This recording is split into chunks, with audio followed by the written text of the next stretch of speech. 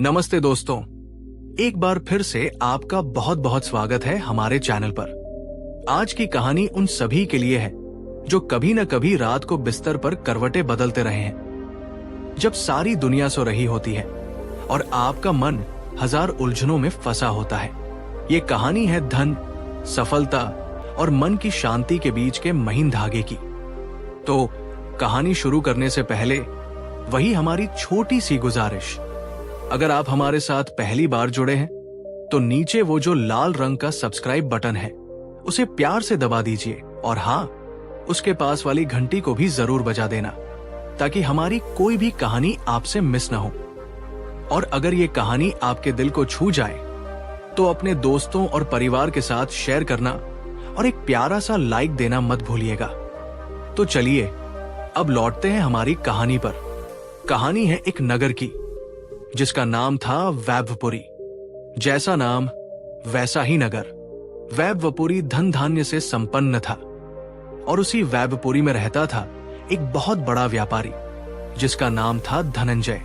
धनंजय सब कुछ पाकर भी कंगाल। धनंजय के पास क्या नहीं था? सोने चांदी के भंडार, दूर दूर तक फैला कारोबार, आलीशान महल जैसा घर, नौकर चाकरों की फौज। उसने अपनी मेहनत और बुद्धि से अपार संपत्ति अर्जित की थी। लोग उसकी सफलता की मिसालें देते थे। लेकिन दोस्तों, एक कहावत है ना, हर चमकती चीज सोना नहीं होती। धनंजय के जीवन की चमक भी कुछ ऐसी ही थी। बाहर से सब चकाचौंध, पर अंदर से एक गहरा खालीपन, एक बेचैनी। और इस बेचैनी का सबसे बड़ा सबूत थी उसकी रातें। जी हाँ, धनंजय को रात में नींद नहीं आती थी। जैसे ही सूरज ढलता और दुनिया आराम करने की तैयारी करती, धनंजय का मन अशांत हो उठता। उसका आलीशान आरामदायक बिस्तर उसे कांटों की सेज लगता। मखमल के गद्दे, रेशमी चादरें, सब व्यर्थ। वो घंटों बिस्तर पर करवटें बदलता रहता। कभी उसे अपने कारोबार की चिंता सताती, कल बाजार में क्या होगा, कहीं कोई नुकसान न हो जाए। कभी उसे अपने प्रतिद्वंद्वियों का डर लगता, कहीं कोई मुझसे आगे न निकल जाए। कभी उसे अपनी संपत्ति की सुरक्षा की फिक्र होती, इतना धन है, कहीं चोरी न हो जाए, कहीं डाका न पड़ जाए। कभी उसे अपने अतीत के कुछ फैसले कचोटते, तो कभी भविष्य की अनिश्चितता उसे डराती। उसका दिमाग एक दौड़ते हुए घोड़े की तरह था जिसे कोई लगाम नहीं लगा पा रहा था। दोस्तों, क्या आपके साथ कभी ऐसा हुआ है कि आपके पास सब सुख सुविधाएं हों लेकिन मन में शांति न हो? अगर हाँ, तो कमेंट में हाँ लिखकर जरूर बताइएगा। ये जानना दिलचस्प होगा कि कितने लोग धनंजय की इस स्थिति से खुद को जोड़ पाते हैं। धनंजय की पत्नी वैशाली उसकी इस हालत से बहुत चिंतित रहती थी। वो कहती, स्वामी, किस बात की चिंता है आपको? ईश्वर ने हमें सब कुछ दिया है, थोड़ा आराम कीजिए, मन को शांत रखिए। धनंजय बस एक फीकी मुस्कान के साथ कह देता, तुम नहीं समझोगी वैशाली, इस व्यापार की दुनिया में हर पल चौकन्ना रहना पड़ता है। नींद न आने की वजह से धनंजय का स्वास्थ्य बिगड़ने लगा था। उसकी आंखों के नीचे गहरे गड्ढे पड़ गए थे, स्वभाव चिड़चिड़ा हो गया था और किसी काम में मन नहीं लगता था। उसने बड़े बड़े वैद्य हकीमों को दिखाया, कीमती औषधियां खाई, ज्योतिषियों से सलाह ली, तरह तरह के उपाय किए, पर नींद उससे कोसों दूर थी। मानो नींद ने उससे कोई पुराना बदला लेना ठान लिया हो। वो सचमुच नींद न आने की सजा भुगत रहा था। एक दिन धनंजय अपने कारोबार के सिलसिले में एक दूर देश की यात्रा पर निकला। यात्रा लंबी और थका देने वाली थी। रास्ते में एक पड़ाव पर उसने सुना कि पास के ही एक आम के बगीचे में तथागत बुद्ध अपने भिक्षु संघ के साथ ठहरे हुए हैं। लोग उनकी ज्ञान की, उनकी करुणा की और उनके द्वारा दिखाए गए शांति के मार्ग की बड़ी प्रशंसा कर रहे थे। धनंजय स्वभाव से तार्किक और कुछ हद तक अहंकारी भी था। उसे लगता था कि ये साधु संतों की बातें उसके जैसे व्यावहारिक व्यापारी के लिए नहीं है। भला एक भिक्षु मेरी क्या मदद करेगा? उसने सोचा। उसके पास न धन है न संपत्ति, वो क्या जाने व्यापार की चिंताएं। लेकिन कहीं न कहीं उसके मन के एक कोने में एक क्षीण सी आशा भी थी। वो इतने उपाय करके थक चुका था कि अब किसी भी संभावना को नकारना नहीं चाहता था। क्या पता, उसने सोचा, शायद कोई राह मिल ही जाए। हिम्मत करके धनंजय उस आम्रवन की ओर चल पड़ा। जब वो वहां पहुंचा तो देखा कि बुद्ध एक वृक्ष के नीचे शांत सौम्य मुद्रा में बैठे थे। उनके चेहरे पर एक अद्भुत आभा थी, जिसे देखकर ही मन को एक अजीब सी ठंडक महसूस हो रही थी। उनके चारों ओर भिक्षु और आम लोग बैठे ध्यानमग्न होकर उनकी बातें सुन रहे थे। प्रवचन समाप्त होने पर बुद्ध ने उपस्थित लोगों को अपने प्रश्न रखने का अवसर दिया। धनंजय, जो अब तक भीड़ में छिपा खड़ा था, धीरे धीरे आगे बढ़ा। उसके कदम भारी थे, मन में संकोच था, पर नींद की कमी से उत्पन्न हुई पीड़ा उसे बुद्ध के सम्मुख ले ही आई। उसने हाथ जोड़कर कहा, हे तथागत, मैं धनंजय वैभपुरी का एक व्यापारी हूं। संसार की दृष्टि में मेरे पास सब कुछ है, धन, संपत्ति, मान सम्मान, किंतु मैं वह चीज खो बैठा हूं जो एक निर्धन व्यक्ति के पास भी सहज उपलब्ध होती है। रात की नींद, महीनों से मैं ठीक से सो नहीं पाया हूं। हर रात मेरे लिए एक सजा की तरह होती है। मेरा मन असंख्य चिंताओं और भयों से घिरा रहता है। कृपा करके मेरा मार्गदर्शन करें, मुझे इस पीड़ा से मुक्ति दिलाएं। दोस्तों, धनंजय की बात सुनकर क्या आपको लगता है कि उसकी समस्या सिर्फ नींद न आना थी, या इसके पीछे कोई गहरा कारण था? आपके विचार कमेंट बॉक्स में जरूर लिखें। हम जानना चाहते हैं कि आप इस बारे में क्या सोचते हैं। बुद्ध ने धनंजय की ओर अत्यंत करुणा और शांति से देखा। उनकी आंखों में न कोई आश्चर्य था, न कोई उपहास। ऐसा लगा जैसे वे धनंजय की पीड़ा को पहले से ही जानते हों। बुद्ध कुछ क्षण मौन रहे, फिर धीमी और स्थिर वाणी में बोले, धनंजय, तुम्हारी व्यथा मैं समझ सकता हूं। संसार में बहुत से लोग तुम्हारे जैसे ही हैं, जो बाहरी वस्तुओं को इकट्ठा करने में इतने मग्न हो जाते हैं कि वे अपने भीतर की शांति खो बैठते हैं। धनंजय ने अधीरता से कहा, भगवान, मैंने हर संभव प्रयास किया है। कोई औषधि, कोई मंत्र, कोई उपाय काम नहीं कर रहा। क्या आप मुझे कोई ऐसा मार्ग बता सकते हैं जिससे मुझे नींद आ सके? बुद्ध मंद मंद मुस्कुराए। धनंजय, उन्होंने कहा, तुम्हारी बीमारी बाहर नहीं, तुम्हारे भीतर है। इसलिए इसकी औषधि भी तुम्हें अपने भीतर ही खोजनी होगी। मैं तुम्हें कोई चमत्कारिक गोली या मंत्र नहीं दूंगा, परंतु यदि तुम मेरी एक बात मानने को तैयार हो तो मैं तुम्हें एक प्रयोग बताता हूं। यदि तुमने इसे पूरी निष्ठा से किया तो संभव है कि तुम्हारी समस्या का समाधान हो जाए। धनंजय की आंखों में आशा की एक किरण चमकी। भगवान, आप जो कहेंगे मैं करने को तैयार हूं, बस मुझे इस नरक से मुक्ति दिला दीजिए। बुद्ध ने कहा, ठीक है, तो सुनो, आज रात से अगले 7 दिनों तक तुम्हें कुछ कार्य करने होंगे। पहला कार्य, बुद्ध ने कहा, आज रात तुम अपने आलीशान महल में अपने मखमली बिस्तर पर नहीं सोओगे। धनंजय चौंक गया, तो फिर कहां सोऊंगा भगवान? बुद्ध ने शांति से उत्तर दिया, आज रात तुम इस नगर के सबसे निर्धन व्यक्ति के घर जाओगे और उसकी झोपड़ी के बाहर या जहां भी वो तुम्हें थोड़ी सी जगह दे, वहां जमीन पर सोओगे। तुम्हारे पास कोई चादर, कोई तकिया नहीं होगा। धनंजय का मुंह खुला का खुला रह गया। जमीन पर बिना किसी सुविधा के? भगवान, ये आप क्या कह रहे हैं? उसे अपने कानों पर विश्वास नहीं हो रहा था। वो धनंजय, वैभपुरी का सबसे अमीर व्यापारी, एक गरीब की झोपड़ी में जमीन पर सोएगा। दोस्तों, अगर आपको धनंजय की जगह ऐसा कुछ करने को कहा जाए तो आपका पहला रिएक्शन क्या होगा? जरा सोचिए और हमें कमेंट में बताइए। और अगर कहानी आपको बांधे रख रही है तो एक लाइक तो बनता है। बुद्ध ने धनंजय की घबराहट को देखा, पर उनके चेहरे पर वही शांत भाव बना रहा। यह प्रयोग का पहला हिस्सा है। धनंजय, क्या तुम इसके लिए तैयार हो? धनंजय ने एक गहरी सांस ली। उसकी स्थिति ऐसी थी कि वो किसी भी चीज के लिए ना नहीं कह सकता था। उसने मन ही मन सोचा, 7 दिन की ही तो बात है, शायद इसी में कोई रहस्य छिपा हो। उसने सिर झुकाकर कहा, जी भगवन, मैं तैयार हूं। बहुत अच्छे, बुद्ध ने कहा। अब दूसरा कार्य सुनो। अगले 7 दिनों तक तुम प्रतिदिन कम से कम 3 घंटे किसी ऐसे व्यक्ति की निस्वार्थ सेवा करोगे जिसे वास्तव में तुम्हारी सहायता की आवश्यकता हो। ये सेवा ऐसी होनी चाहिए जिसके बदले में तुम्हें किसी प्रशंसा, धन या लाभ की अपेक्षा न हो। तुम बीमारों की सेवा कर सकते हो, भूखों को भोजन करा सकते हो या किसी असहाय की मदद कर सकते हो। धनंजय के लिए यह भी एक नई बात थी।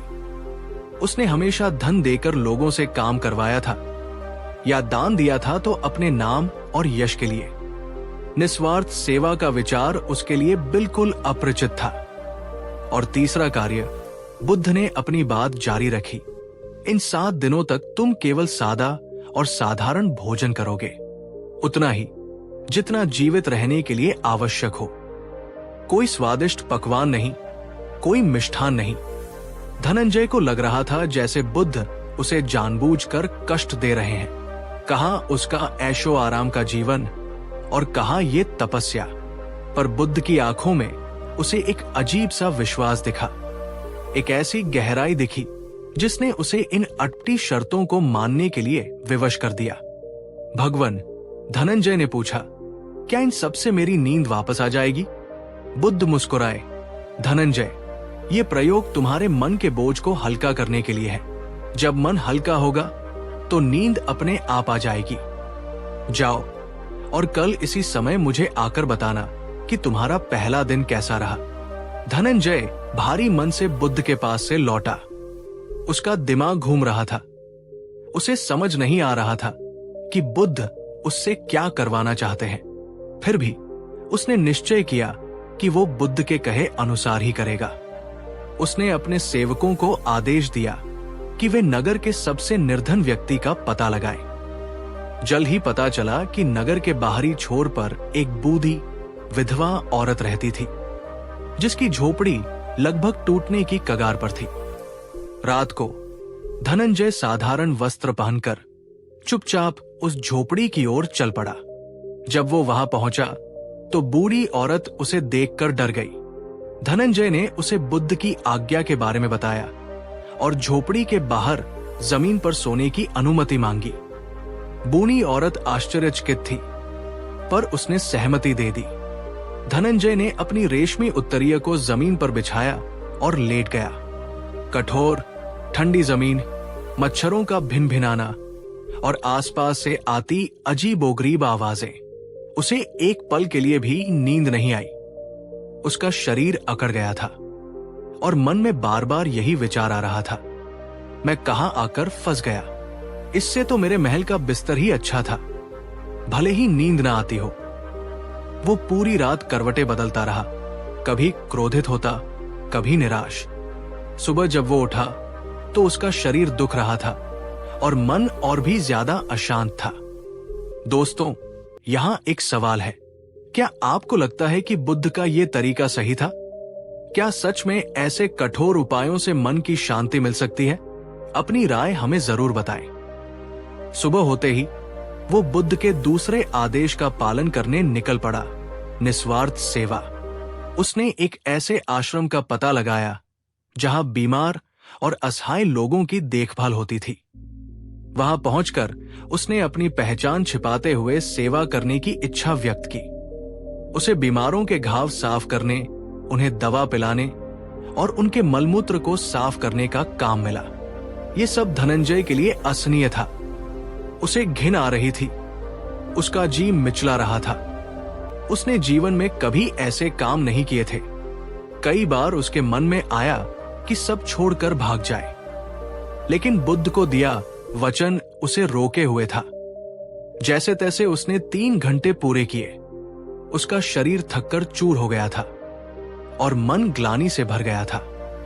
दोपहर में उसने रूखा सूखा भोजन किया, जो उसे गले से नीचे नहीं उतर रहा था।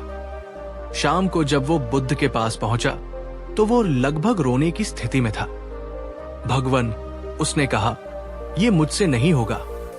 मैं आज रात भी नहीं सो पाया और दिन भर जो मैंने किया उससे मेरा मन और भी ज्यादा व्यथित हो गया है। कृपा करके मुझे कोई और उपाय बताएं। बुद्ध ने शांत भाव से उसकी सारी बात सुनी। फिर उन्होंने कहा, धनंजय, बीज बोते ही फल नहीं मिलता। धैर्य रखो। तुमने आज जो अनुभव किया वो उन लाखों लोगों का प्रतिदिन का जीवन है जिनके पास तुम्हारी तरह सुविधाएं नहीं हैं। तुमने आज पहली बार दूसरों के दुख को इतने करीब से देखा है। ये अनुभव तुम्हारे मन पर जमी हुई स्वार्थ की परत को हटाने में मदद करेगा। जाओ और अपने प्रयोग को जारी रखो। धीरे धीरे आता बदलाव। धनंजय निराश मन से लौट आया। अगली रात भी उसके लिए कठिन थी, पर शायद पिछली रात से थोड़ी कम। दिन में जब वो सेवा करने गया तो उसे बीमारों के चेहरों पर एक अजीब सी कृतज्ञता दिखी। एक बूढ़े व्यक्ति ने, जिसका घाव धनंजय ने साफ किया था, कांपते हाथों से उसका हाथ पकड़कर उसे धन्यवाद दिया। उस स्पर्श में, उस धन्यवाद में कुछ ऐसा था जिसने धनंजय के मन को छुआ। तीसरे दिन जब वो सेवा कर रहा था तो उसका ध्यान अपने घिन या असुविधा पर कम और उन बीमार लोगों की पीड़ा पर ज्यादा जाने लगा। उसने देखा कि थोड़ी सी सेवा से भी उनके चेहरों पर कितनी राहत आ जाती है। उस दिन भोजन भी उसे उतना बुरा नहीं लगा। रात को जब वो उस बूढ़ी औरत की झोपड़ी के बाहर लेटा तो उसे दिन भर के सेवा कार्य और थके हुए शरीर के कारण कुछ देर के लिए हल्की सी झपकी आ गई। ये कई महीनों में पहली बार था कि उसे बिस्तर पर लेटते ही थोड़ी नींद आई थी। चौथे दिन, पांचवें दिन, धीरे धीरे धनंजय में बदलाव आने लगा। अब उसे जमीन पर सोने में उतनी कठिनाई नहीं होती थी। सेवा कार्य अब उसे बोझ नहीं, बल्कि एक अजीब सा संतोष देने लगा था। जब वो किसी भूखे बच्चे को अपने हाथों से खाना खिलाता या किसी रोते हुए को चुप कराता तो उसके मन में एक ऐसी शांति उतरती थी जो उसने अपने आलीशान महल में कभी महसूस नहीं की थी। उसकी चिंताएं, जो पहले पहाड़ जैसी लगती थीं, अब छोटी लगने लगी थी। उसे अपने धन, अपने व्यापार की चिंता अब उतनी नहीं सताती थी। सातवें दिन की रात जब धनंजय उस बूढ़ी औरत की झोपड़ी के बाहर लेटा तो उसे दिन भर की सेवा के बाद गहरी थकान महसूस हो रही थी। उसका मन आज अद्भुत रूप से शांत था। न कोई भय, न कोई चिंता। वो लेटा और कुछ ही क्षणों में गहरी, स्वप्न रहित नींद में सो गया। ऐसी नींद जैसी वो बरसों से नहीं सोया था। अगली सुबह जब वो उठा तो वो खुद को तरोताजा और हल्का महसूस कर रहा था। उसके चेहरे पर एक नई चमक थी। वो सीधे बुद्ध के पास पहुंचा। भगवन, उसने बुद्ध के चरणों में सिर रखते हुए कहा, आपका चमत्कार हो गया। मैं कल रात सोया, भगवन, बहुत गहरी नींद सोया। कई वर्षों बाद मुझे ऐसी शांति मिली है। मैं आपका आभारी हूं। बुद्ध मुस्कुराए। धनंजय, ये चमत्कार मैंने नहीं, तुमने स्वयं किया है। मैंने तो बस तुम्हें मार्ग दिखाया था। परंतु भगवन, धनंजय ने पूछा, ये सब कैसे हुआ? इन साधारण से कार्यों में ऐसा क्या था जिसने मेरी बरसों पुरानी समस्या को दूर कर दिया? बुद्ध ने समझाया, धनंजय, तुम्हारी नींद की समस्या का कारण तुम्हारा मन था, जो निरंतर अपने स्वार्थ, अपनी चिंताओं और अपने भयों में उलझा रहता था। जब तुम अपने आलीशान बिस्तर पर सोते थे तो तुम्हारा मन तुम्हारे धन, तुम्हारे व्यापार और तुम्हारी असुरक्षाओं के इर्द गिर्द घूमता रहता था। जब मैंने तुम्हें जमीन पर सोने को कहा तो तुम्हारा ध्यान तुम्हारी शारीरिक असुविधा पर गया और कुछ हद तक उन लोगों की कठिनाइयों पर जिनके पास तुम्हारी तरह साधन नहीं है। इससे तुम्हारे मन का केंद्र थोड़ा बदला। जब मैंने तुम्हें निस्वार्थ सेवा करने को कहा तो तुमने दूसरों के दुख को देखा, उनकी पीड़ा को महसूस किया। जब तुम दूसरों की मदद करते हो तो तुम्हारे अंदर करुणा का भाव जागृत होता है। ये करुणा तुम्हारे अहंकार को कम करती है और तुम्हारे मन को शुद्ध करती है। दूसरों की सेवा में तुम्हें जो संतोष मिला, उसने तुम्हारे मन को उन व्यर्थ की चिंताओं से मुक्त कर दिया जो तुम्हें सोने नहीं देती थी। और जब तुमने सादा भोजन किया तो तुमने अपनी इंद्रियों को वश में करना सीखा।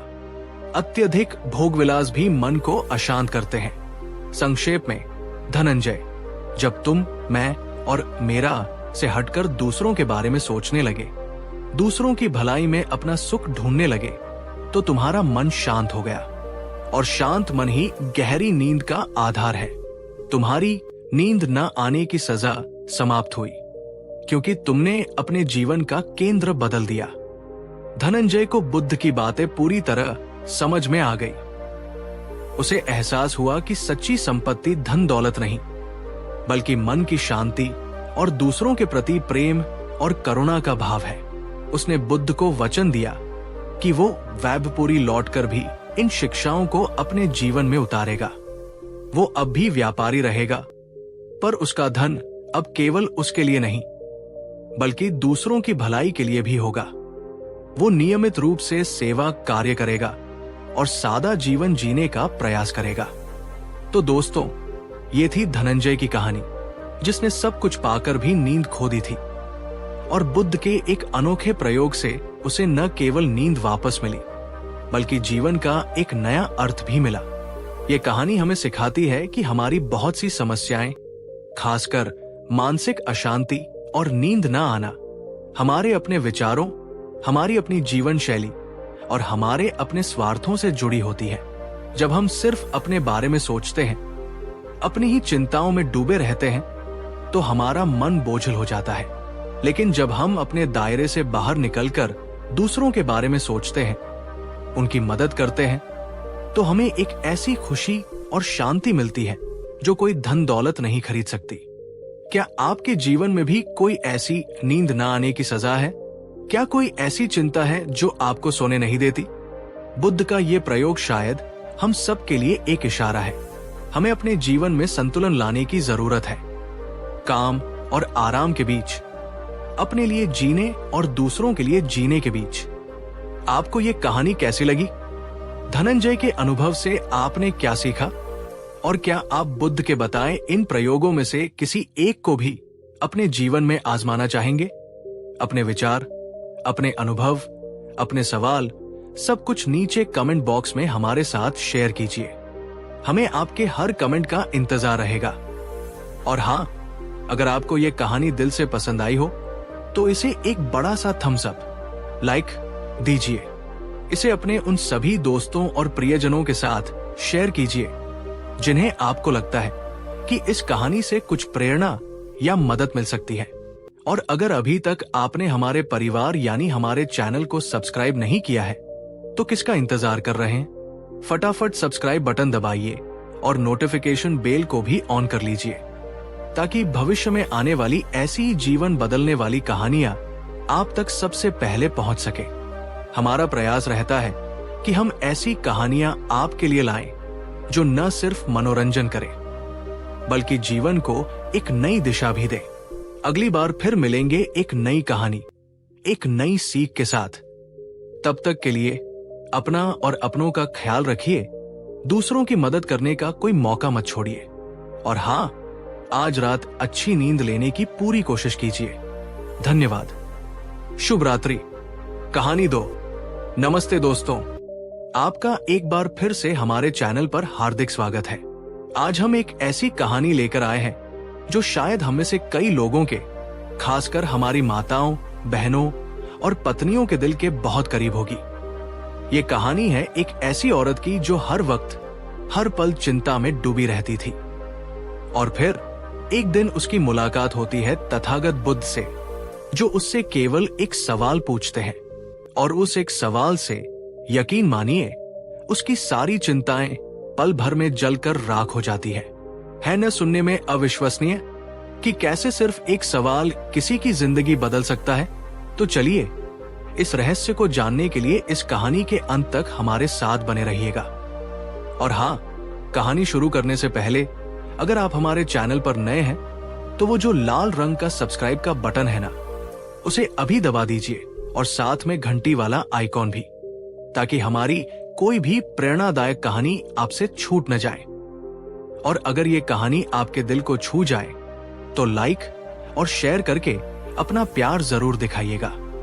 तो कहानी शुरू होती है एक छोटे से शांत दिखने वाले गांव से, जिसका नाम था चंदनपुर। चंदनपुर में एक औरत रहती थी जिसका नाम था विमला।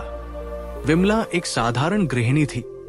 उसका पति एक छोटा मोटा काम करता था, 2 प्यारे बच्चे थे और एक छोटा सा घर था। बाहर से देखने पर सब कुछ सामान्य और ठीक ठाक लगता था, लेकिन विमला के मन के अंदर एक अलग ही दुनिया थी, चिंताओं की दुनिया। विमला सुबह उठती तो सबसे पहली चिंता होती, आज बच्चों के टिफिन में क्या बनाऊं, क्या उन्हें पसंद आएगा। नाश्ता बनाते हुए सोचती, पति की सेहत ठीक नहीं रहती, कहीं उन्हें कुछ हो न जाए। बच्चे स्कूल जाते तो चिंता होती, रास्ते में ठीक से पहुंचेंगे, स्कूल में कोई परेशान तो नहीं करेगा, पढ़ाई में मन लगाएंगे या नहीं। दिन भर वो घर के कामों में लगी रहती, पर उसका मन भविष्य की अनगिनत आशंकाओं में भटकता रहता। अगर इस बार फसल अच्छी नहीं हुई तो घर का खर्च कैसे चलेगा। बड़ी बेटी सयानी हो रही है, उसकी शादी के लिए पैसे कहां से आएंगे। छोटे बेटे का मन पढ़ाई में नहीं लगता, उसका क्या होगा। कहीं मेरे माता पिता बीमार न पड़ जाएं। समाज में लोग क्या कहेंगे अगर। ये अगरमगर और क्या होगा कि सवाल मकड़ी के जाले की तरह उसके मन मस्तिष्क पर छाए रहते थे। वो वर्तमान में कभी जी ही नहीं पाती थी। अगर कभी कोई खुशी का पल आता भी तो वो उसे पूरी तरह महसूस करने से पहले ही किसी आने वाली काल्पनिक विपत्ति की चिंता में डूब जाती। उसका पति केशव उसे अक्सर समझाता, विमला तुम हर वक्त क्यों परेशान रहती हो, भगवान पर भरोसा रखो, सब ठीक होगा, जो आज है उसमें खुश रहो। पर विमला कहती, तुम नहीं समझोगे केशव, एक औरत को घर परिवार की कितनी चिंता होती है। अगर मैं नहीं सोचूंगी तो कौन सोचेगा। मुझे तो सब देखना पड़ता है। दोस्तों, क्या आपके आसपास भी कोई ऐसी महिला है, या शायद आप खुद भी कभी कभी विमला की तरह महसूस करते हैं। छोटी छोटी बातों को लेकर बहुत ज्यादा परेशान हो जाना, भविष्य की उन बातों की चिंता करना जिन पर हमारा कोई नियंत्रण नहीं। अगर हाँ तो कमेंट सेक्शन में हमें जरूर बताइएगा। ये जानना अच्छा लगता है कि हम अकेले नहीं हैं। विमला की इस निरंतर चिंता का असर उसके स्वास्थ्य और स्वभाव पर भी पड़ने लगा था। उसे ठीक से नींद नहीं आती थी, सिर में अक्सर दर्द रहता था, वो चिड़चिड़ी हो गई थी और छोटी छोटी बातों पर बच्चों या पति पर गुस्सा कर देती थी। उसकी हंसी गायब हो गई थी। उसके चेहरे पर हर समय एक तनाव, एक बोझ सा रहता था। वो एक जीती जागती चिंता की मूर्ति बन गई थी। एक दिन गांव में खबर फैली कि पास की एक पहाड़ी पर बनी एक पुरानी कुटिया में तथागत बुद्ध कुछ दिनों के लिए अपने भिक्षु संघ के साथ पधारे हैं। बुद्ध की ख्याति दूर दूर तक फैली हुई थी। लोग कहते थे कि उनके दर्शन मात्र से शांति मिलती है और उनकी वाणी में जीवन की हर उलझन का समाधान है। गांव के कई लोग बुद्ध के दर्शनों के लिए जाने लगे। केशव ने भी विमला से कहा, विमला तुम भी एक बार बुद्ध के पास जाकर देखो, शायद तुम्हारे मन को कुछ शांति मिले। विमला ने पहले तो आनाकानी की, मैं जाकर क्या करूंगी, वो महात्मा लोग बड़ी बड़ी ज्ञान की बातें करते हैं, मेरी घर गृहस्थी की चिंताएं उन्हें क्या समझ आएंगी। लेकिन केशव के बार बार कहने पर और मन के किसी कोने में दबी एक हल्की सी आशा के साथ विमला बुद्ध से मिलने के लिए तैयार हो गई। उसके मन में हजारों सवाल थे, पर सबसे बड़ा सवाल यही था, क्या सच में मेरी इन चिंताओं का कोई अंत है। बुद्ध से भेंट और चिंताओं का अंबार। अगले दिन विमला कुछ अन्य गांव वालों के साथ उस पहाड़ी की ओर चल पड़ी। जब वो बुद्ध की कुटिया के पास पहुंची तो देखा कि बुद्ध एक विशाल वटवृक्ष के नीचे शांत भाव से बैठे थे। उनके चेहरे पर अद्भुत तेज और करुणा का भाव था। कुछ भिक्षु और आम लोग उनके समक्ष बैठे उनकी अमृतवाणी सुन रहे थे। विमला एक ओर चुपचाप जाकर बैठ गई। प्रवचन समाप्त होने के बाद बुद्ध ने उपस्थित जनों को अपनी शंकाएं या प्रश्न रखने का अवसर दिया। कई लोगों ने अपने अपने प्रश्न पूछे और बुद्ध ने बड़ी सहजता और प्रेम से उनके उत्तर दिए। विमला का हृदय जोर जोर से धड़क रहा था। उसे समझ नहीं आ रहा था कि वो अपनी बात कैसे कहे। इतनी सारी चिंताएं थी, कहां से शुरू करे, कैसे बताए। तभी बुद्ध की दृष्टि विमला पर पड़ी। शायद उसके चेहरे पर लिखी चिंता की रेखाओं को बुद्ध ने पढ़ लिया था। उन्होंने अत्यंत स्नेहपूर्ण स्वर में कहा, माते, तुम्हारे मन में कोई व्यथा है? निसंकोच कहो। बुद्ध की आवाज में इतनी आत्मीयता और शांति थी कि विमला के रुके हुए आंसू बह निकले। वो सिसकते हुए बोली, भगवान, मैं हर समय चिंता में डूबी रहती हूं। मुझे अपने पति की चिंता है, अपने बच्चों के भविष्य की चिंता है, घर गृहस्थी की चिंता है, अपने स्वास्थ्य की चिंता है, कल क्या होगा इसकी चिंता है। कोई पल ऐसा नहीं जाता जब मेरा मन किसी न किसी आशंका से घिरा न हो। मैं इस बोझ को उठाते उठाते थक गई हूं। मेरा जीना दूभर हो गया है। कृपा करके मेरा मार्गदर्शन करें। भगवान, मुझे इस निरंतर चिंता से मुक्ति कैसे मिलेगी? विमला ने एक सांस में अपनी सारी व्यथा कह डाली, जैसे कोई बांध टूट गया हो। दोस्तों, विमला की ये बातें सुनकर क्या आपको लगा कि ये तो मेरे मन की बात है? अगर हाँ, तो इस वीडियो को एक लाइक जरूर दीजिएगा। ये दिखाता है कि चिंता एक कितनी सार्वभौमिक भावना है। बुद्ध ने विमला की पूरी बात बड़े ध्यान और करुणा से सुनी। जब विमला चुप हुई तो कुछ क्षण के लिए वहां पूर्ण शांति छा गई। सभी लोग उत्सुकता से देख रहे थे कि बुद्ध विमला की इस जटिल समस्या का क्या समाधान बताते हैं। क्या वो उसे कोई लंबा उपदेश देंगे, कोई साधना बताएंगे या कोई चमत्कार करेंगे? बुद्ध का वह एक अचूक सवाल। बुद्ध ने विमला की ओर देखा। उनके चेहरे पर एक हल्की सी मुस्कान थी। उन्होंने किसी भी प्रकार की भूमिका नहीं बांधी, कोई लंबा चौड़ा प्रवचन नहीं दिया। उन्होंने विमला से केवल एक बहुत ही सीधा और सरल सा सवाल पूछा। बुद्ध ने कहा, माते, क्या तुम मुझे कोई ऐसी चिंता बता सकती हो जो वास्तव में आज, अभी, इसी क्षण तुम्हारे सामने खड़ी हो, न कि तुम्हारे मन में? विमला ये सवाल सुनकर चौंक गई। उसे उम्मीद थी कि बुद्ध कोई गूढ़ बात कहेंगे, कोई कठिन उपाय बताएंगे, पर यह सवाल तो बहुत ही साधारण सा था। एक पल के लिए तो उसे समझ ही नहीं आया कि क्या जवाब दे। वो सोचने लगी, मेरे पति की सेहत, उसने कहना शुरू किया, पर फिर रुक गई। केशव तो अभी घर पर थे और सुबह तो ठीक ठाक ही लग रहे थे, तो ये चिंता अभी इसी क्षण तो नहीं थी। मेरे बच्चों का भविष्य, वो फिर सोचने लगी। बच्चे अभी स्कूल में थे या शायद घर लौट आए होंगे। उनका भविष्य तो आने वाले कल की बात थी। अभी इसी क्षण की समस्या तो नहीं थी। घर का खर्च, हाँ, ये एक चिंता थी, पर अभी इसी क्षण तो उसके सिर पर कोई छत गिरने वाली नहीं थी या कोई भूखा नहीं था। विमला ने अपने मन में अपनी सारी चिंताओं की सूची को एक एक करके टटोलना शुरू किया। क्या अभी इसी क्षण उसका पति बीमार बिस्तर पर पड़ा है? नहीं। क्या अभी इसी क्षण उसके बच्चे किसी मुसीबत में हैं? नहीं। क्या अभी इसी क्षण उसके घर में खाने को एक दाना नहीं है? नहीं। क्या अभी इसी क्षण उसके सिर पर कोई कर्ज का तगादा करने वाला खड़ा है? नहीं। वो जितना सोचती जाती उतना ही उसे आश्चर्य होता जाता। उसकी सारी चिंताएं जो उसे पहाड़ जैसी भारी लगती थी, या तो अतीत की किसी घटना से जुड़ी थी या भविष्य की किसी काल्पनिक आशंका से, वर्तमान क्षण में, अभी, इसी पल उसके सामने कोई भी वास्तविक ठोस चिंता खड़ी नहीं थी। ये एहसास उसके लिए एक बिजली के झटके जैसा था। दोस्तों, बुद्ध का ये सवाल कितना शक्तिशाली है ना? अगर यही सवाल आपसे पूछा जाए तो आपका क्या जवाब होगा? अपनी कौन सी चिंता को आप अभी इसी क्षण की वास्तविक समस्या कहेंगे? जरा सोचिए और अपने विचार हमें कमेंट में बताइए।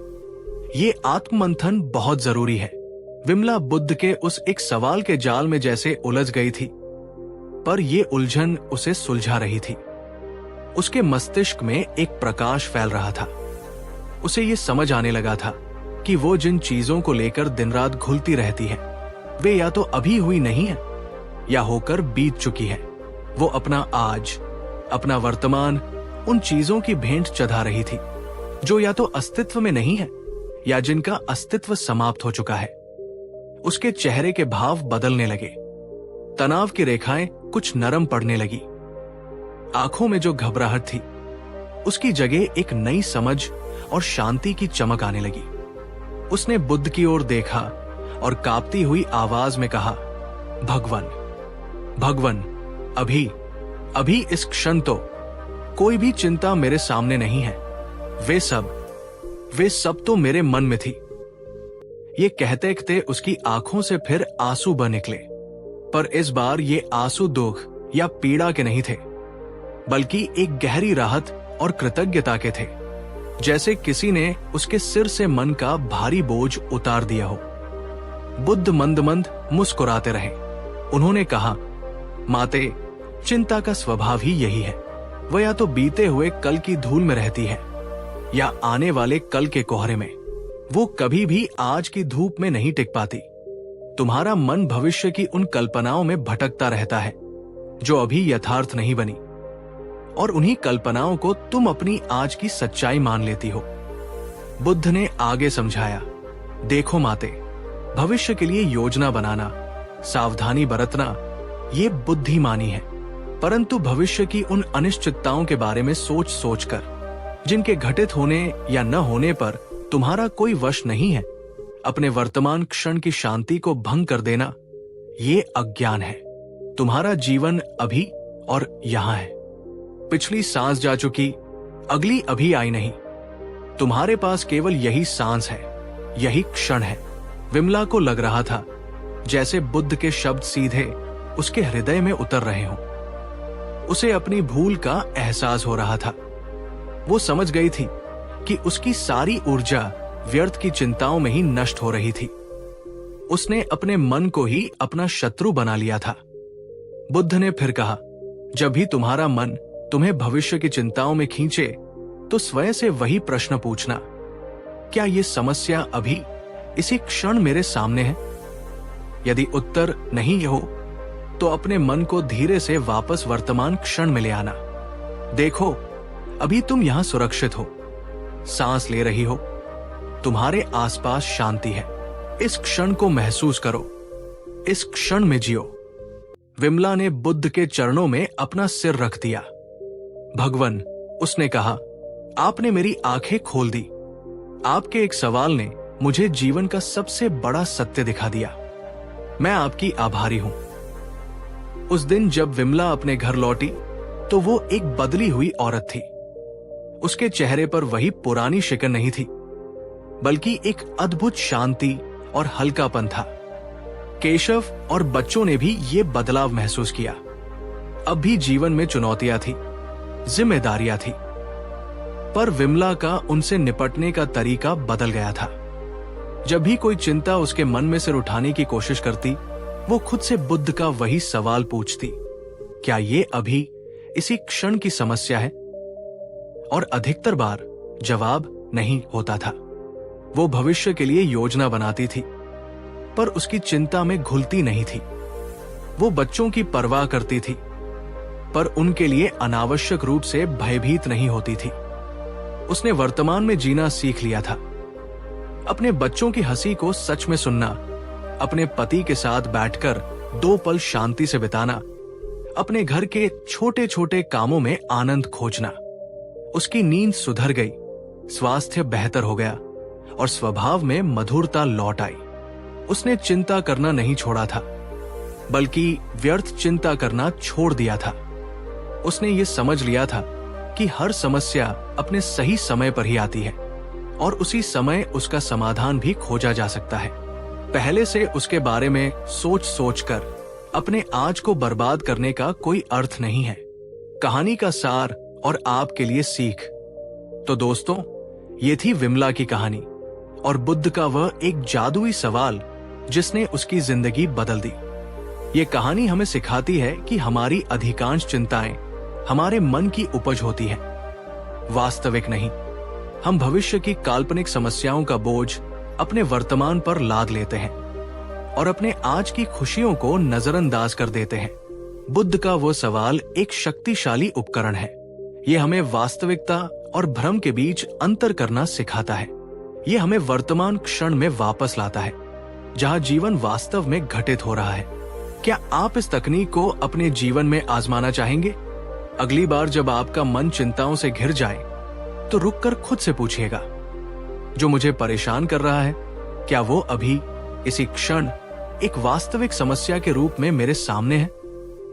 देखिएगा, आपको कितनी शांति मिलेगी। हमें कमेंट करके जरूर बताइए कि आपको ये कहानी कैसी लगी और बुद्ध के इस एक सवाल ने आपको क्या सोचने पर मजबूर किया।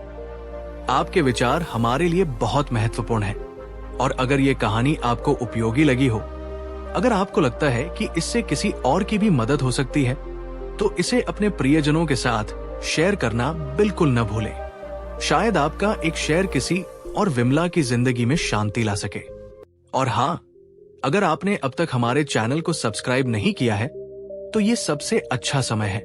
नीचे दिए सब्सक्राइब बटन को क्लिक करें और बेल आइकॉन को भी दबाएं, ताकि आप हमारी आने वाली और भी ज्ञानवर्धक और दिल को छू लेने वाली कहानियों से जुड़े रह सके।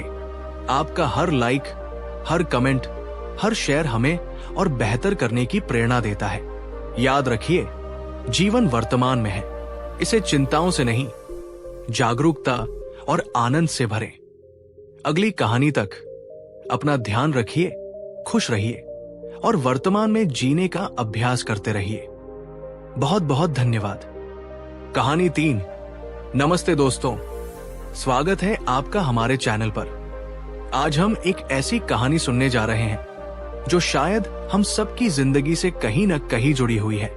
ये कहानी है भविष्य की अंतहीन चिंता की, एक आम किसान की छोटी सी गलती की और तथागत बुद्ध की उस अद्भुत सीख की जो हमारी सोच का नजरिया बदल सकती है।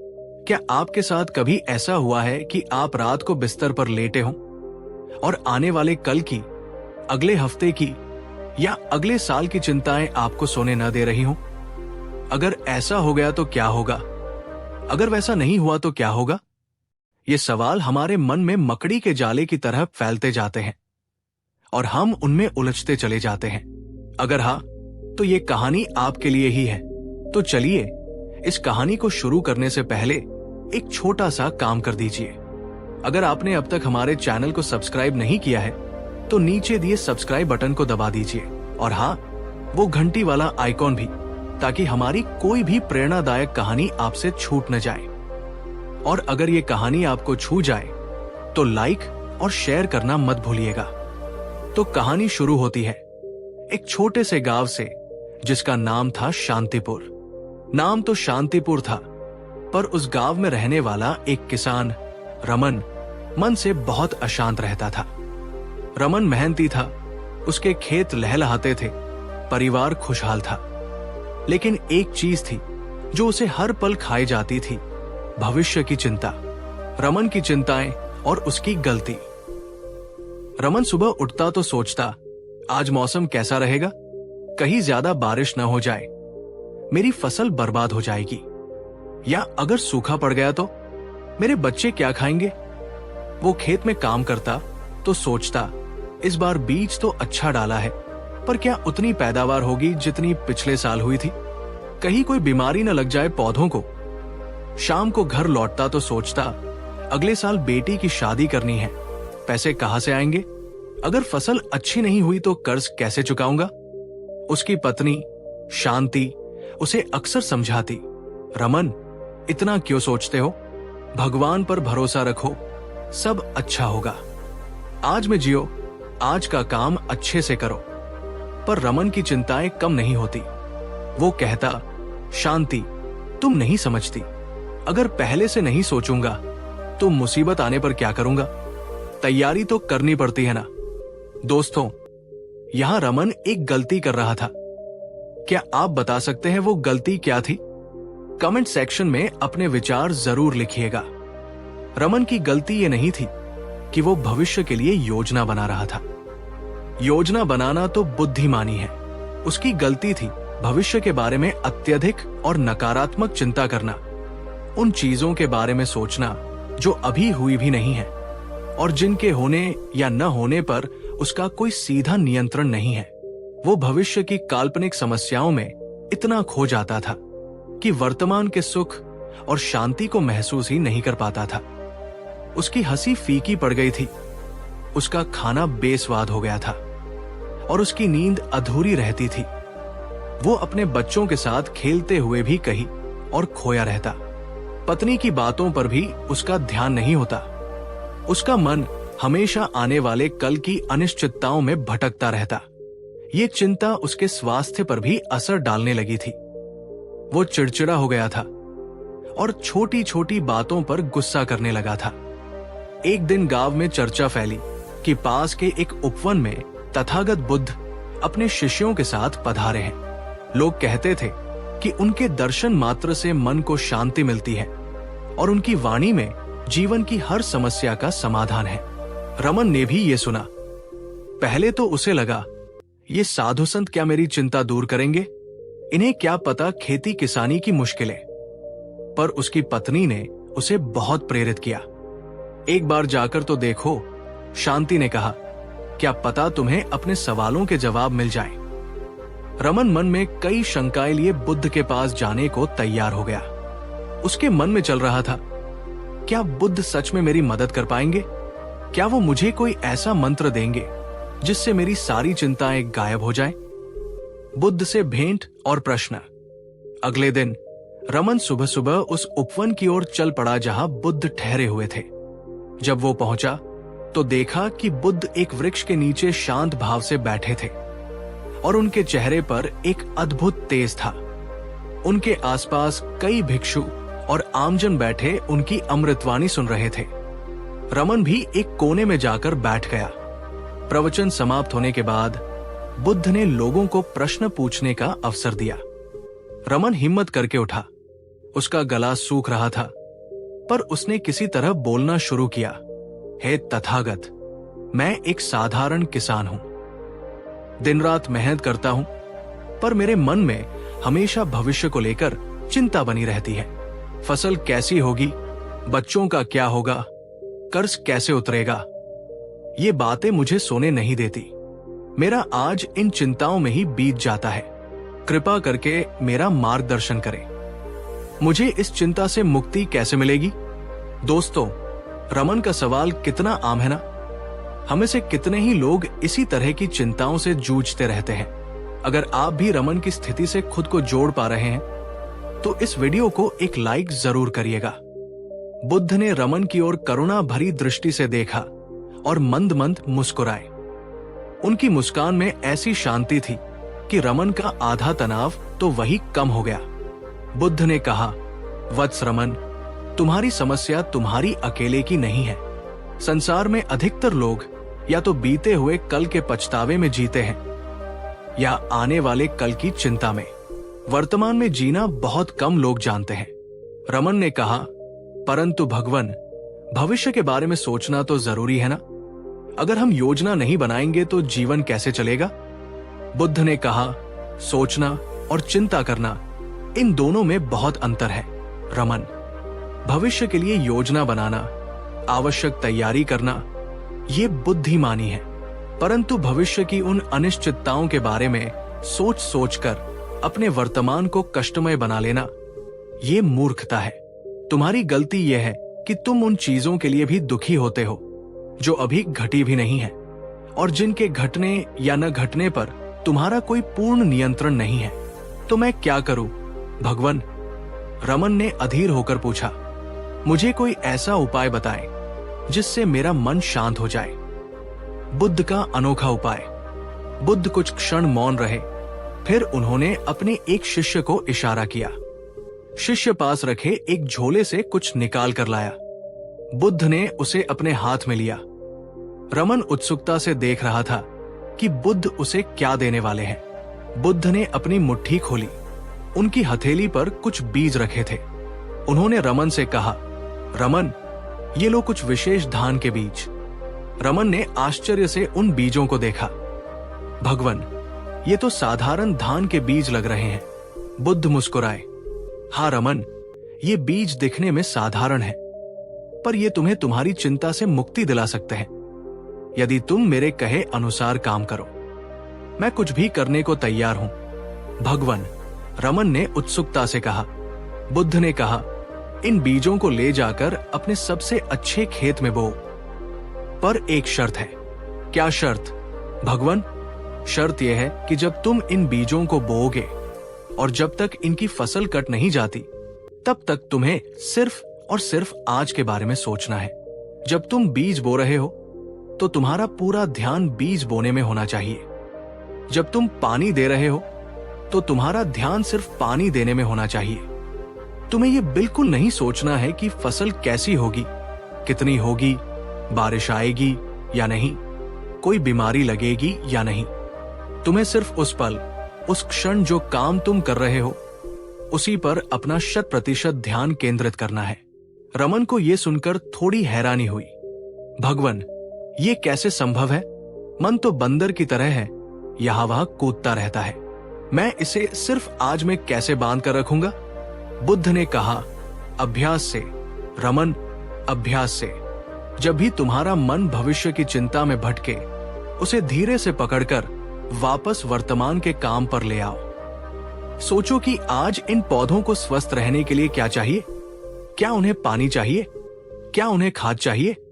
क्या आसपास कोई खरपतवार उगाई है जिसे हटाना है? बस आज का काम पूरी ईमानदारी और लगन से करो। कल की चिंता कल पर छोड़ दो। बुद्ध ने आगे कहा, तुम्हारी असली गलती भविष्य की योजना नहीं, बल्कि भविष्य की व्यर्थ चिंता है। तुम कर्म पर ध्यान देने के बजाय फल की चिंता में डूबे रहते हो। फल तुम्हारे हाथ में नहीं है, कर्म तुम्हारे हाथ में है। तो अपने कर्म को श्रेष्ठ बनाओ, फल स्वतः श्रेष्ठ मिलेगा। दोस्तों, बुद्ध की ये बात कितनी गहरी है। हम अक्सर परिणाम की चिंता में अपने प्रयास को ही कमजोर कर देते हैं। क्या आपके साथ भी ऐसा होता है? कमेंट करके बताएं कि आप बुद्ध की इस सीख के बारे में क्या सोचते हैं। और हाँ, अगर कहानी में यहां तक मजा आ रहा है तो शेयर बटन दबाकर अपने दोस्तों और परिवार वालों के साथ भी इसे साझा करें। शायद किसी और को भी रमन की तरह अपनी चिंता का हल मिल जाए। रमन बुद्ध के चरणों में नतमस्तक हुआ, उनसे बीज लिए और अपने गांव लौट आया। उसके मन में बुद्ध के शब्द गूंज रहे थे, सिर्फ आज पर ध्यान दो। अगले दिन रमन ने उन विशेष बीजों को अपने खेत में बोने का निश्चय किया। जैसे ही उसने बीज बोना शुरू किया, उसके मन में वही पुरानी चिंताएं उठने लगी। क्या ये बीज उगेंगे भी? कहीं कीड़े न खा जाएं? लेकिन तभी उसे बुद्ध की बात याद आई। उसने गहरी सांस ली और अपने मन को वापस बीज बोने के काम पर लगाया। उसने ध्यान दिया कि मिट्टी ठीक से पोली है या नहीं, बीज सही गहराई पर जा रहा है या नहीं। ये आसान नहीं था। उसका मन बार बार भविष्य की ओर भागता था। हर बार जब मन भटकता, वो उसे धीरे से वर्तमान में खींच लाता। अभी मेरा काम है बीज बोना और मैं इसे अच्छे से करूंगा। दिन बीतते गए। रमन रोज सुबह खेत पर जाता। वो पौधों को पानी देता तो उसका पूरा ध्यान पानी देने पर होता। वो देखता कि पानी हर पौधे की जड़ तक पहुंच रहा है या नहीं। वो खरपतवार निकालता तो उसका ध्यान सिर्फ खरपतवार निकालने पर होता। जब भी मन में चिंता उभरती, अगर ओले पड़ गए तो वो तुरंत खुद को टोकता, अभी ओले नहीं पड़े हैं, अभी मेरा काम है इन पौधों की देखभाल करना। धीरे धीरे रमन ने महसूस किया कि उसका मन शांत रहने लगा है। जब वो सिर्फ वर्तमान के काम पर ध्यान केंद्रित करता तो चिंताएं अपने आप पीछे छूट जाती थी। उसे अपने काम में आनंद आने लगा, वैसा आनंद जो उसने सालों से महसूस नहीं किया था। उसकी पत्नी शांति ने भी उसमें ये बदलाव देखा। रमन अब कम चिड़चिड़ा रहता था। वो शाम को घर लौटकर बच्चों के साथ खेलता, शांति से बातें करता। उसके चेहरे पर एक नई चमक आ गई थी। एक दिन शांति ने पूछा, रमन, तुम आजकल बहुत बदले हुए लग रहे हो। क्या बुद्ध ने तुम्हें कोई चमत्कारिक औषधि दी थी? रमन मुस्कुराया। हाँ शांति, उन्होंने मुझे एक चमत्कारिक औषधि दी है, वर्तमान में जीने की कला। उन्होंने मुझे सिखाया कि भविष्य की चिंता करने से बेहतर है आज के अपने कर्म को सर्वश्रेष्ठ बनाना। समय बीता और रमन के खेत में वे विशेष बीज अंकुरित हुए, पौधे बने और उनमें बालियां लहलहाने लगी। फसल बहुत अच्छी हुई, इतनी अच्छी जितनी रमन ने कभी कल्पना भी नहीं की थी। लेकिन इस बार फसल की अच्छाई से ज्यादा खुशी रमन को इस बात की थी कि उसने चिंता मुक्त होकर काम करना सीख लिया था। फसल कटने के बाद रमन एक बार फिर बुद्ध के दर्शनों के लिए गया। इस बार उसके मन में कोई शंका या चिंता नहीं थी, बल्कि कृतज्ञता का भाव था। उसने बुद्ध के चरणों में प्रणाम किया और कहा, हे तथागत, आपके दिए बीजों ने न केवल मेरे खेत में भरपूर फसल दी, बल्कि मेरे जीवन को भी बदल दिया। मैं समझ गया हूं कि भविष्य की चिंता एक ऐसा बोझ है जिसे हम व्यर्थ ही ढोते रहते हैं। असली सुख और शांति वर्तमान में ही है। बुद्ध ने उसे आशीर्वाद दिया और कहा, रमन, याद रखना, जीवन एक यात्रा है, मंजिल नहीं। हर दिन एक नया अवसर है। अपने आज को पूरी जागरूकता और समर्पण के साथ जियो।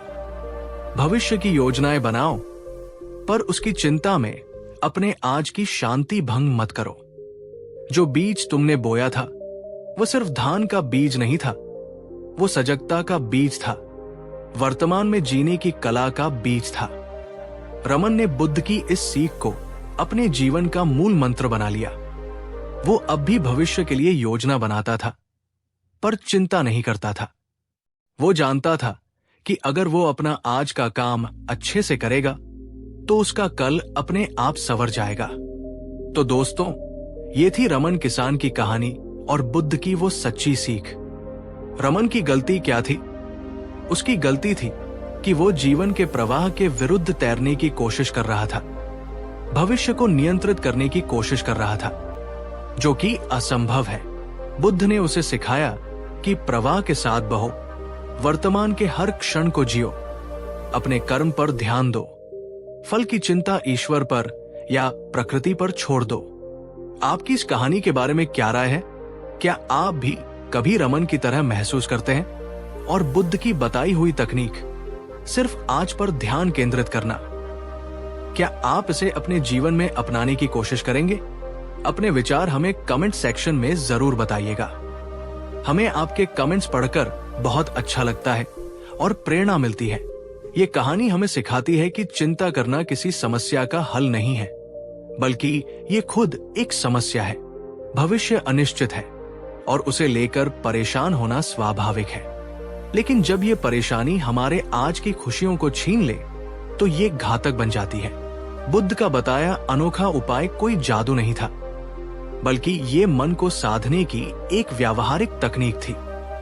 जब हम अपने मन को वर्तमान के काम में पूरी तरह लगा देते हैं तो उसे अतीत के पछतावे या भविष्य की चिंताओं में भटकने का अवसर ही नहीं मिलता। तो चलिए हम सब भी रमन की तरह अपने जीवन में इस सीख को उतारने का प्रयास करें। अपने हर दिन को, हर काम को पूरी जागरूकता और समर्पण के साथ करें। छोटी छोटी चीजों में खुशियां ढूंढें।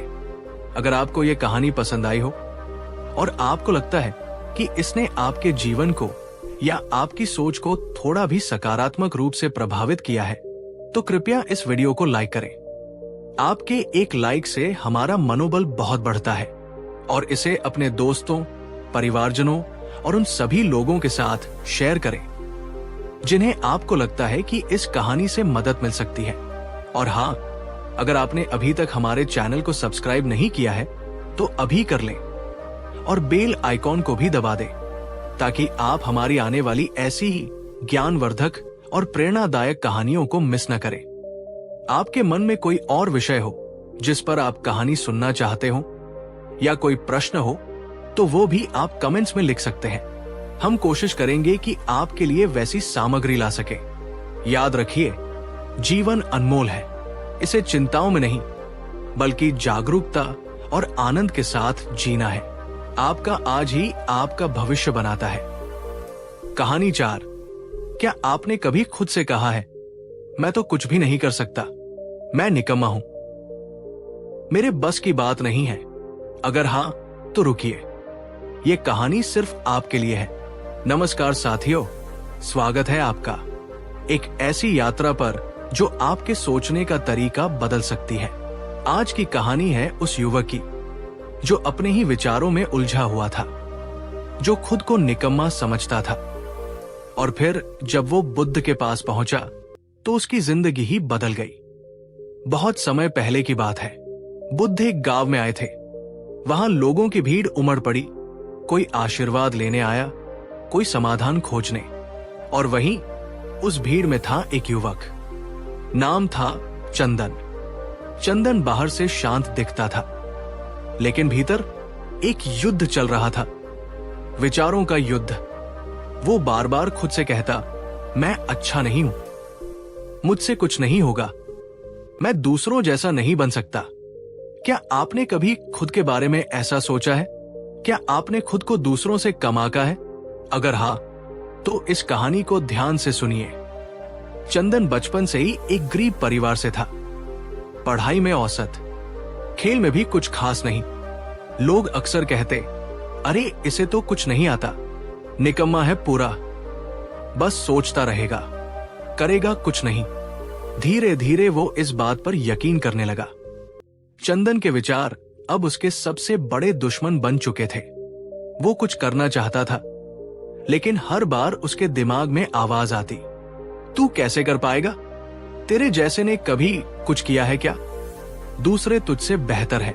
वो सोचता ही रहता और सोचते सोचते थक जाता। रात को नींद नहीं आती, सुबह उठने की इच्छा नहीं होती। क्या आपके साथ भी ऐसा होता है? नींद तो आती है, लेकिन दिमाग शांत नहीं होता? अगर हां, तो वीडियो को लाइक जरूर कीजिए, क्योंकि आप अकेले नहीं हैं। बहुत से लोग इस जाल में फंसे हुए हैं। एक दिन उसने सुना कि गौतम बुद्ध पास के गांव में आए हैं। उसे लगा, शायद वही मेरी मदद कर सकते हैं। चंदन दौड़ पड़ा। जब उसकी बारी आई तो उसने बुद्ध के चरणों में झुककर कहा, भगवान, मैं बहुत कोशिश करता हूं, लेकिन कुछ नहीं कर पाता। मैं खुद को हीन समझता हूं, मैं निकम्मा हूं। बुद्ध ने उसकी आंखों में देखा, मुस्कुराए और एक छोटा सा सवाल पूछा, कब से तुम ये मानने लगे कि तुम निकम्मे हो?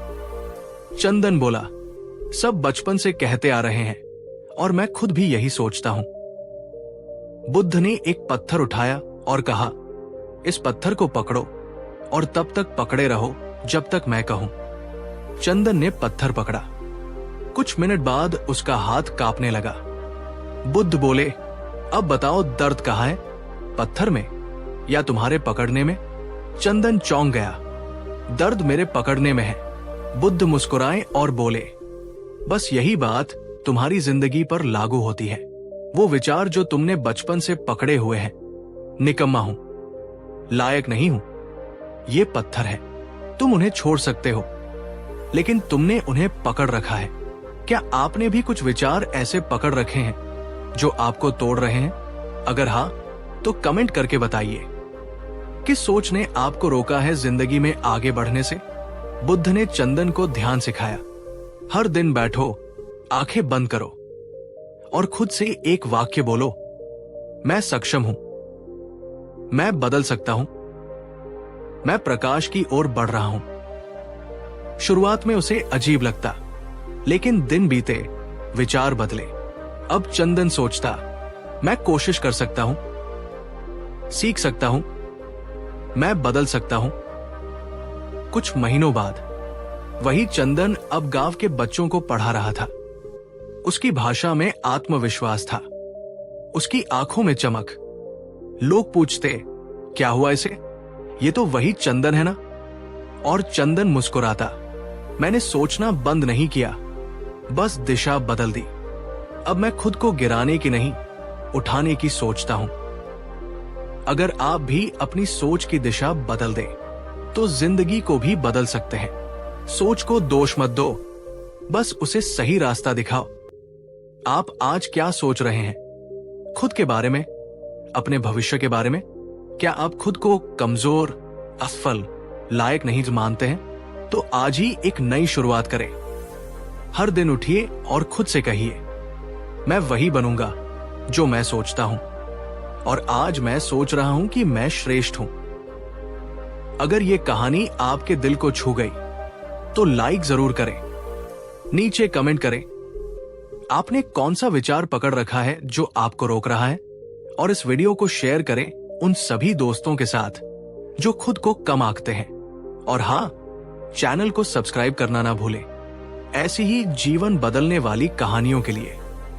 सोच बदलो तो जीवन बदलेगा। और याद रखो, बुद्ध वही है जो जागता है, और जगना सबसे पहले अपनी सोच से होता है। जैसे जैसे समय बीता, चंदन की सोच सकारात्मक होती गई। अब वो हर सुबह ध्यान करता, खुद से कहता, मैं सीखने के लिए बना हूं, मैं कर सकता हूं, मैं बदल रहा हूं। लेकिन जीवन केवल सोच से नहीं चलता, परीक्षा भी लेता है। और एक दिन परीक्षा आई। गांव के विद्यालय में एक शिक्षक की आवश्यकता थी। गांव के बड़े बुजुर्गों ने बैठक बुलाई। चंदन वहां पहुंचा और बोला, मैं बच्चों को पढ़ा सकता हूं। सब चौंक गए। एक आदमी बोला, अरे ये वही चंदन है ना जो बोल नहीं पाता था, अब मास्टर बनना चाहता है। भीड़ हंसने लगी। कोई उसकी बात को गंभीरता से नहीं ले रहा था। चंदन की आंखों में आंसू आ गए, लेकिन इस बार हारने वाले नहीं थे। वो बोला, शायद आप सबने मुझे पहले जैसा देखा हो, लेकिन मैं अब वैसा नहीं हूं। मैंने खुद को बदल लिया है, और अगर आपको यकीन नहीं तो मुझे एक दिन का मौका दीजिए। क्या कभी आपने भी ऐसा महसूस किया है कि दुनिया आपको आपके अतीत से आंकती है, जबकि आपने खुद को भीतर से बदल लिया हो? अगर हाँ, तो कमेंट में यस लिखिए और बताइए आप किस बदलाव की यात्रा पर हैं। पंचों ने एक दिन की अनुमति दे दी। अगले दिन चंदन ने पढ़ाना शुरू किया। बच्चों ने उसकी बातें ध्यान से सुनी। वो उनकी भाषा समझता था, क्योंकि वो खुद उन्हीं जैसा था। उसने उदाहरणों से समझाया, कहानियां सुनाई, और बच्चों को सिर्फ पढ़ाया नहीं, उन्हें सोचने सिखाया। शाम होते होते गांव के लोग कक्षा के बाहर खड़े थे। सब आश्चर्यचकित थे। एक बुजुर्ग बोला, मैंने अपने जीवन में पहली बार किसी को बच्चों को इस तरह पढ़ाते देखा है। चंदन को स्थायी शिक्षक बना दिया गया। अब वो गांव के लिए एक प्रेरणा था। वो लड़का जिसे कभी निकम्मा कहा गया, अब गुरुजी बन चुका था। लेकिन सबसे बड़ी बात ये नहीं थी कि उसे नौकरी मिली। सबसे बड़ी बात थी, अब वो खुद को स्वीकार कर चुका था। कुछ महीने बाद चंदन फिर से बुद्ध से मिलने पहुंचा। उसने कहा, भगवान, आपने मुझे वो दिया जो दुनिया कभी नहीं दे सकी, विश्वास। आज मैं वही बन गया हूं जो मैंने सोचना शुरू किया था। बुद्ध मुस्कुराए और बोले, न मैंने कुछ दिया, न तुमने कुछ लिया। जो कुछ भी हुआ वो तुम्हारे भीतर था। तुमने बस पहली बार अपनी सोच का द्वार खोला। याद रखो, तुम वही बनते हो जो तुम सोचते हो।